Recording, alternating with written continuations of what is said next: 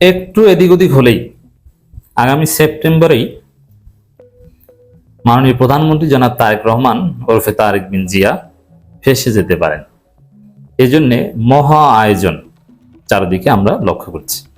আমি যে কথাটা প্রায়শই বলি যে তারেক রহমান কাটার সিংহাসনে বসে আছেন, তিনি কমফোর্ট ফিল করছেন না, তার চারদিকে বিপদ ধেয়ে আসছে, কখন কি ঘটে যায় বলা যায় না। তিনি একটা চরম ঝুঁকিতে আছেন, একটু এদিক ওদিক হলেই তার ক্ষমতা জয় বাংলা হয়ে যাবে। নানান গোষ্ঠী ওত পেতে বসে আছে। 111-এর কুশীলবরা, ভারত এবং যুক্তরাষ্ট্রের দালালেরা, ভারত যুক্তরাষ্ট্রের দালাল ভার্সাস 111 এর কুশীলব, একই কথা। এরা ওত পেতে বসে আছে কখন তারেক রহমানকে বিপদে ফেলা যাবে। তো দর্শক, রন্ধ্রে রন্ধ্রে আওয়ামী লীগ এখন আছে প্রশাসনে, তার চারপাশে, সেনাবাহিনীতে, ডিজিএফআইতে, ডিপ স্টেটে, সিভিল মিলিটারি ব্যুরোক্রেসিতে। তো সেই জায়গায় তারেক রহমান ডেফিনেটলি ঝুঁকিতে আছে, ভুল করা যাবে না। তো এই যে তারেক রহমানের যে কাটার সিংহাসন, কাটাযুক্ত পৃথিবী, এই পৃথিবীতে তারেক রহমানের প্রকৃত বন্ধু এখন জামাত ইসলামী, এতে কোনো সন্দেহ নেই। কারণ তারেক রহমানের যেসব শত্রুর কথা বললাম, এইসব শত্রু জামাতেরও শত্রু, যার ফলে তারেক রহমানকে রক্ষা করতে এখানে জামাত সিরিয়াস। আমরাও এই ক্ষেত্রে তারেক রহমানের পক্ষে। তারেক রহমানের বিরুদ্ধে নানান সমালোচনা, নানান ঝুঁকি, তাকে কিভাবে ক্ষমতাচ্যুত করা যায়, এটা নিয়ে আমরা আলোচনা করি। এবার আলোচনা করব একটা আলাদা পার্সপেক্টিভ নিয়ে। তারেক রহমানকে ভারত আমন্ত্রণ জানিয়েছে ভারত সফরের জন্য। যদিও তারেক রহমানকে ক্ষমতা আসার আগে খালেদা জিয়ার জানাজার সময় আমন্ত্রণ জানানো হয়েছিল। এবার তারেক রহমানকে সপরিবারে আমন্ত্রণ জানানো হয়েছে, তার স্ত্রী, কন্যা সহ। আগামী সেপ্টেম্বরে ব্রিক্স সম্মেলন হবে নয়াদিল্লিতে। সেই সম্মেলনে ভারত আমন্ত্রণ জানিয়েছে, একটা অবজারভার রাষ্ট্র হিসেবে বাংলাদেশকে আমন্ত্রণ জানিয়েছে। এখন ব্রিক্সে আমন্ত্রণ জানানো, এটা তো কিছু না, বাংলাদেশ তার ব্রিক্সের মেম্বার না। মূল কথা হচ্ছে যে এই সুযোগে ভারত, যেহেতু ব্রিক্সের প্রতি বাংলাদেশে একটা আগ্রহ আছে, ব্রিক্সের সদস্য হওয়ার চেষ্টা করতে ব্রিক্স সম্মেলনে বাংলাদেশের প্রধানমন্ত্রী অতীতেও গিয়েছিলেন, সদস্য রাষ্ট্র না হওয়া সত্ত্বেও। অতএব একটা আগ্রহ আছে। আবার বাংলাদেশের যে রাজনীতি এখন, ব্যালেন্স অফ ফরেন পলিসি, সেক্ষেত্রে আরো অনেক হিসাব নিকাশ আছে। যেমন ব্রিক্স কি, what is BRICS? BRICS Brazil, Russia, India, South Africa, China. প্রথমে সাউথ আফ্রিকা ছিল না, পরবর্তীতে এসেছে। এর মানে যুক্তরাষ্ট্রের যে অর্থনীতি, তার বিকল্প যে একটা অর্থনীতি আছে, এবং তার বিকল্প শক্তি দেখানো, বিকল্প অর্থনীতি দেখানোই হচ্ছে এই ব্রিক্স। যে শুধু আমেরিকা বেস অর্থনীতি তা না, এই যে ব্রিক্সও একটা বিশাল পাওয়ার, এটা দেখানো। যদিও এখানে অনেক ইন্টারনাল কনফ্লিক্ট আছে। যুক্তরাষ্ট্রের, ভারতের যে নীতি, আদর্শ, চিন্তা, তো ভারতে জাপানের মতো আমেরিকার দালাল হওয়া ছাড়া কোনো উপায় নেই। তারপরও ব্রিক্স একটা আলাদা অল্টারনেটিভ একটা ইনিশিয়েটিভ, কোনো সন্দেহ নেই। সেই ব্রিক্সের প্রতি যেহেতু চায়না আছে, বাংলাদেশের আগ্রহ ডেফিনেটলি আছে। এই সুযোগটা মোদি নিয়েছে, যেহেতু ব্রিক্সের প্রতি একটা আগ্রহ আছে বাংলাদেশের, তো এখানে আমন্ত্রণটা জানিয়েছে। অথচ এই আমন্ত্রণটা চাইলে চীন জানাতে পারত, চীন জানালে তখন হিসাবটা আলাদা হতো, কিন্তু আগে ভাগে মোদি জানিয়ে ফেলেছে।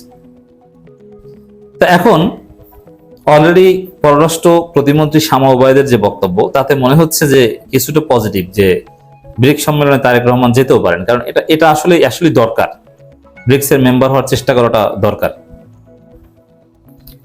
তো এই জন্যে একদম যাবেন না এরকম কোনো কথা বলেনি, বা শামা ওবায়দের বক্তব্যের টোন শুনে মনে হয়েছে যে কিছুটা পজিটিভ। প্রধানমন্ত্রী আগামী সেপ্টেম্বরে ভারত সফরে গেলেও যেতে পারেন, কিন্তু যদি যান, ওইটি হবে তারেক রহমানের জন্য মরণ ফাঁদ। তো দর্শক, তারেক রহমান ভারত সফরে গেলেই আওয়ামী লীগের পুনর্বাসন ভারত তারেক রহমানের হাতে ধরিয়ে দিবে, না করতে পারবেন না। এবং শেখ হাসিনাকে ফেরত চাও, ওটা চাইতেই পারবেন না, ওটা টেবিলই উঠবে না। ওটা উপরে উপরে সাংবাদিকদের কাছে বলবেন, কিন্তু রিয়াল ডিসকাশন টেবিলে ওটা আপনি উঠাতেই পারবেন না। এখন পর্যন্ত কেউ উঠায়নি, ইউনূস সরকার উঠায়নি, বিএনপি সরকার উঠায়নি, শেখ হাসিনাকে ফেরত দেন। এটা উপরে উপরে সংবাদ মাধ্যমে বা জাস্ট অন দি পেপার, কিন্তু সিরিয়াস আলোচনায় এখন পর্যন্ত এটা কেউ টপিকই ওঠে। তো সেই ক্ষেত্রে যদি ভারত যায়, ব্রিক্সেই যায়, অবশ্যই মোদির সাথে বা ভারতের ঊর্ধ্বতন অনেকের সাথে তারেক রহমান বৈঠক হবে।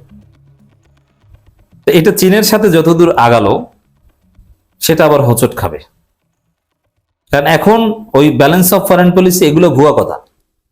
এটা ভারসাম্যের নামে ভারতের দালালি, ওইসব ভারসাম্য চলবে না। মূল কথা হচ্ছে চীনের সাথে যতটা এগিয়েছে চীন হাত ছেড়ে দেবে যদি দিল্লির সাথে আবার এই মাখামাখিটা করে। আর দিল্লি সিরিয়াসলি চাচ্ছে যে তারেক রহমান দিল্লিতে আসুক। অতএব এখানে যদি কোনো পক্ষের চাপে অথবা কারো বুদ্ধিতে যে একটু ভারসাম্য মারাতে দিল্লিতে যান, এটা তারেক রহমানের জন্য একটা মরণ ফাঁদ হতে পারে।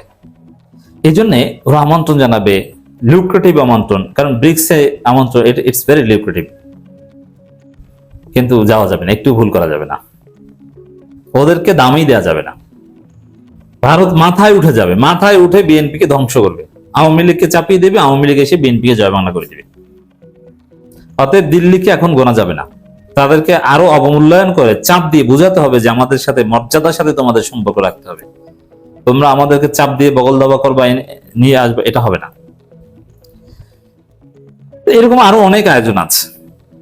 ভারতে নিয়ে তারেক রহমানকে ফাঁসি দেওয়ার আয়োজন চলছে, এবং সার্জিও গোরের যে সফর এই 29 তারিখ বা 30 তারিখ সম্ভাবনা, একদম এক্সাক্ট তথ্য জানা যায়নি, এবং পল কাপুরের যে তৎপরতা, এগুলো সন্দেহজনক। যুক্তরাষ্ট্রের তৎপরতা এখন সুবিধাজনক নয়। তো সেপ্টেম্বর কেন বললাম, যে সেপ্টেম্বরে আমন্ত্রণ জানিয়েছে সম্ভবত 12-13 তারিখ বা এই 10 থেকে 15 তারিখ, এইগুলোর মধ্যেই দিল্লিতে যাওয়া আসা বা এগুলোর এই টাইমটা হচ্ছে এটা। বাংলাদেশের রাজনীতিতে শুধু এই কয়েক বছর যাবত না, শত বছর যাবত এই বাংলাদেশ ভূখণ্ডে জুলাই হচ্ছে খুব খারাপ একটা সময়। যত প্রাকৃতিক দুর্যোগ বড় বড় বা রাজনৈতিক অঘটন, এগুলো জুলাইতে হয়, এবং আগস্টে এগুলো একটা আফটার শক, এবং সেপ্টেম্বরে পরিণতি। তা এখন অ্যানালজিটা এভাবে যে পল কাপুর কিংবা সার্জিও গোরের যে তৎপরতা, এটা এই জুলাইতে হচ্ছে, জুলাইয়ের শেষে, তারপরে অগাস্ট জুড়ে এটার একটা আপ্রাসক হবে, আর সেপ্টেম্বরে কোনো অঘটন ঘটে যেতে পারে। এবং এদিকে আবার ভয়াবহ বোমা হামলার একটা পরিস্থিতি কিন্তু হয়েছিল, এরকম 1-2টা বোমা হামলা এগুলো হলেই তো পরিস্থিতি ঘুরে যাবে। আপনারা জানেন যে মতিঝিলে ছাতার নিচে বোমা পাওয়া গেছে, এবং সেই বোমা বিস্ফোরিত হলে ভয়াবহ ঘটনা ঘটত যদি একদম সঠিকভাবে বিস্ফোরণ হতে পারত। তো এইভাবে তারেক রহমানের পররাষ্ট্রনীতিকে বিভ্রান্ত করে তাকে ফাঁদে ফেলানোর, ফাঁসানোর চেষ্টা চলছে।